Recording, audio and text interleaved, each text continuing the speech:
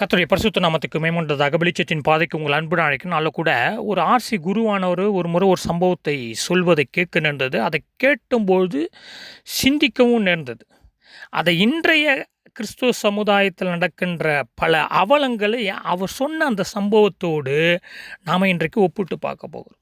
அப்போ அவர் என்ன சொன்னார்னு சொன்னால், ஒரு குருவானவர் வாக்கிங் ப்ரேயர், அதாவது நடந்து கொண்டே ஜெபித்து கொண்டிருக்கும்போது இடையிடையே தவட தவட தக்காமேன் தவட தவட தவட தக்காமேன் அப்படின்ற வார்த்தையை உச்சரிப்பதை இவர் கேட்டிருக்கிறார். அப்போ என்ன இவர் ஜெபத்துக்கு இடையிடையே தவட தவட தக்காமேன் தவட தவட தக்காமேன் அப்படின்னு சொல்கிறார அப்படின்னு சொல்லி கேட்கணும்னு சொல்லி இவர் ஜெபத்தை முடிச்சிட்ட பிறகு கிட்ட போய் கேட்டாராம், என்ன நீங்கள் இடையிடையே தவட தவட தக்காமேன் தவட தவட தக்காமேன் அப்படின்னு சொல்கிறீங்களே, எனக்கு ஒன்றுமே புரியலையா அப்படின்னு கேட்டாராம். அப்போ அவர் சொன்னாராம், இது ப்ரேயரில் வருது இல்லை ஃபாதர் அப்படின்னு சொல்லிட்டு சொல்லிக்கிறாரு. என்ன இது ப்ரேயரில் வருது இது அப்படின்னு கேட்கும்போது, நம்ம செமினாரில் படிக்கும்போது ப்ரேயரில் இடையிடையே இது வராது அப்படின்னு சொன்ன உடனே, என்ன இது இடையிடையே வருது ப்ரேயரில் அப்படின்னு சொல்லிட்டு இவர் யோசிக்கும்போது, அது இங்கிலீஷில் சொல்லப்பட்ட ஒரு வார்த்தை, now and at the hour of death.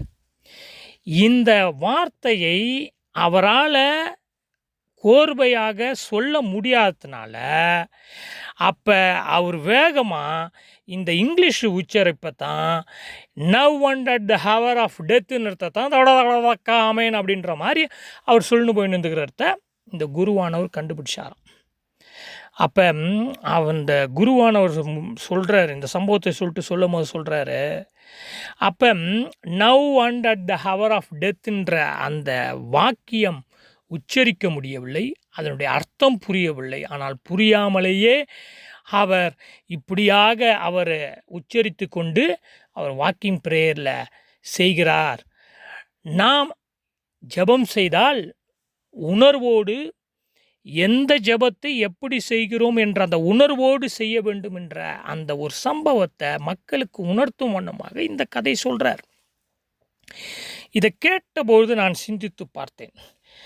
இந்த டுக் ஷெரின் அப்படின்ற ஒருத்தர் இப்போ வந்துக்கிறார் போல், 30 வயசுன்னு நினைக்கிறேன், ஒரு இளம் வாலிபர். எல்லாவற்றையும் மிக்ஸ் பண்ணி அடித்து விட்றாருன்னு வச்சிங்களேன் அவருடைய ஊழியத்தில். அதாவது அகஸ்டின் ஜெபக்குமாருடைய மிக்சிங், இன்னும் பல ஊழியர்களுடைய மிக்சிங், அது அப்படியே எல்லாத்தையும் மிக்ஸ் பண்ணி அந்த பாடி லாங்குவேஜு, அந்த வார்த்தையினுடைய உச்சரிப்பு, அதே மாதிரி எல்லாருக்கிட்டேருந்து காப்பி அடிச்சு எப்படி நாம் ஒரு முன்னேறுவது அப்படின்ற ஒரு காரியத்தில் அவருடைய சாட்சியை கொஞ்ச நேரம் கேட்டுட்டு ஆஃப் பண்ணிட்டேன். ஏன்னா பல பொய்களை அவருடைய சாட்சியிலே கேட்க முடிந்தது. அவருடைய சாட்சியில் கூட சொல்லும்போது கூட பல பொய்களை உணர முடியுது என்னால். இவர் இந்த இடத்துலாம் பொய் சொல்கிறாரு, இந்த இடத்துலாம் இதெல்லாம் சொல்லணுமா சாட்சியா அப்படின்னு நமக்கு தோணுது. அப்போ மக்கள் மத்தியில் அனுதாப அடிப்படையில் நாம் ஒரு இடத்தை பிடிக்க வேண்டும் அப்படி என்பதற்காகவும், மக்கள் மத்தியில் ஏற்கனவே பிரபலமாக இருந்த ஊழியர்களை காப்பி அடித்து அதே பாடி லாங்குவேஜ் அதே உச்சரிப்பை மக்கள் மத்தியில் கொண்டு போய் சேர்த்து நாமும் பிரபலமாகி ஒரு நாட்கள் இன்றைக்கு பிரியமானவர்களே ஜான் ஜபராஜுக்கு பிறகு ஜான் ஜபராஜ் போல் நாம் அப்படி உருவாகி அவருடைய ஃபாலோவர்ஸை இழுக்கணும். இந்த ஊழியக்காரை போல் உருவாகி நாம் அவருடைய ஃபாலோவர்ஸை இழுக்கணும். அவரை போல் நாம் ஸ்தாபனம் ஆரம்பித்து அவரை போல் நாமளும் முன்னேறணும். இப்படி ஒரு போட்டி வந்து போச்சு இன்றைய கிறிஸ்தவ ஆவிக்குரிய வட்டாரத்தில். சரி, இவர் இந்த டுக் ஷெரின் என்றவர் அவர் பேசுகின்ற அந்நிய பாஷையெல்லாம் பார்த்தா அவருக்கும் புரியாது, மக்களுக்கும் புரியாது, இது ஆண்டவருக்கு புரியாதுன்னு நினைக்கிறேன். ஏன்னா அப்படி ஒரு பாஷை உலகத்தில் இருக்குதான்னு கூட தெரியல எனக்கு. ஏன்னா இப்போ பாருங்கள், உலகத்தில் இருக்கிற பாஷைகள் இன்றைக்கு ஃப்ரான்ஸில் கிட்டத்தட்ட 110 170 நாடுகளுக்கு மேலாக நேஷ்னாலிட்டி உள்ள மக்கள் வாழுறாங்க. ஒவ்வொருவரும் அவர்கள் நாட்டு பாஷைகளை பேசுகிறார்கள். உண்மைதானே? ஏன் இந்தியாவை சேர்ந்தவர்கள் எவ்வளோ பேர் இங்கே வாழுறாங்க. பஞ்சாபை சேர்ந்தவங்க இருக்கிறாங்க, நார்த் இந்தியாவை பல சேர்ந்தவங்க இங்கே இருக்கிறாங்க, தமிழ்நாட்டை சேர்ந்தவங்க இருக்கிறாங்க, மலையாளத்தை சேர்ந்தவங்க இருக்கிறாங்க. அப்போ அவரவர்கள் மொழியை அவர்கள் பேசுகிறார்கள். ஆனால் இந்த டுக் ஷெரின் பேசுகின்ற காரியம் கொஞ்சம் யோசித்து பார்த்தா அடுத்தது அவர் சொன்ன ஒரு பெரிய ஹைலைட்டு பிரியமானவள். அதாவது அவர் சொன்ன ஒரு காரியம் எவ்வளோ ஒரு அபத்தமான பொய்யான காரியம் பாருங்களேன்.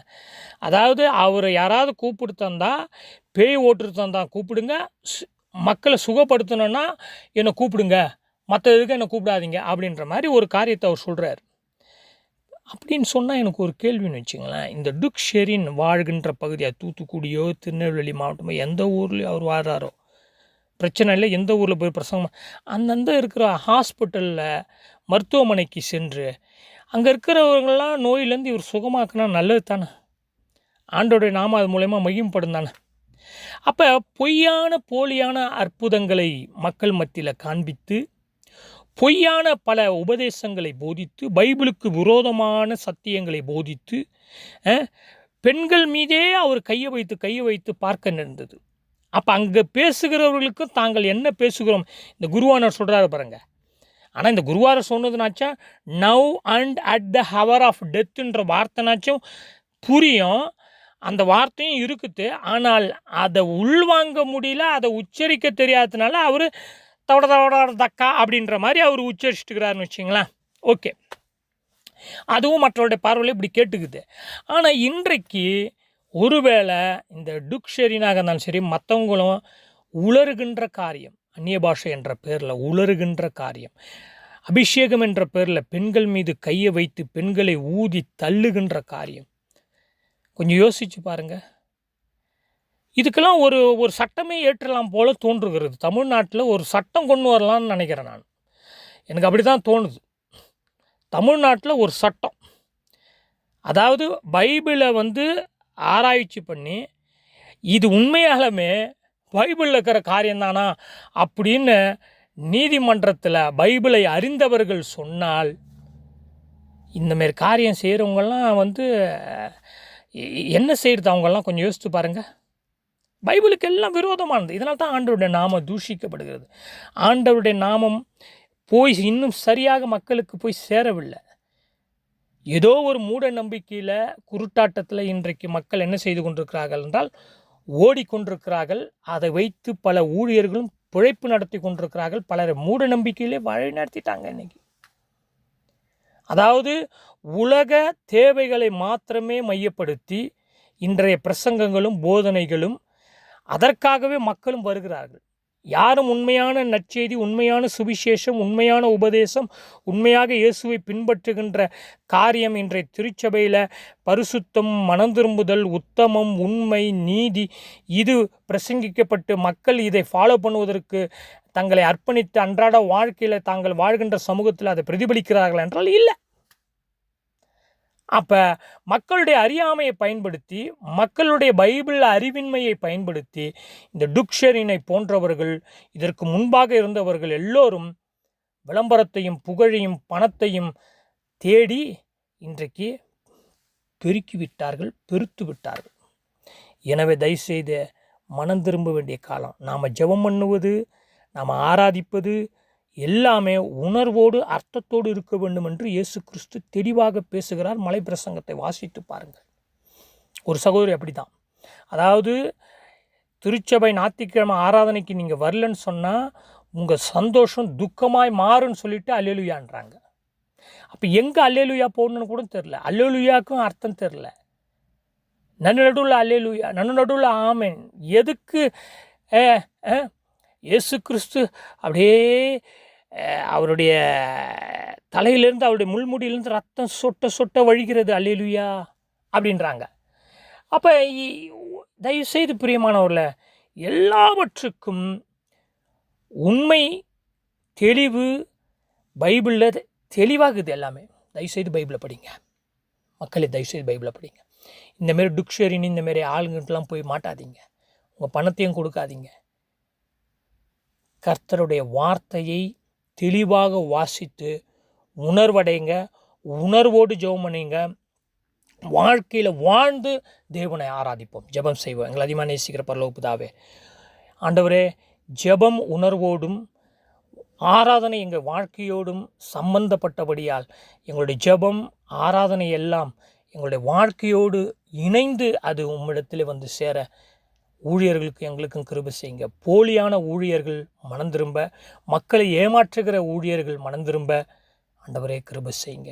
உம்முடைய சத்தியம் மக்களுக்கு உண்மையாய் போய் சேர உண்மையான ஊழியர்களை எழுப்புவீராக. இயேசு கிறிஸ்து மூலம் தாழ்மையோடு ஜெபம் நல்ல பிதாவே, ஆமென்.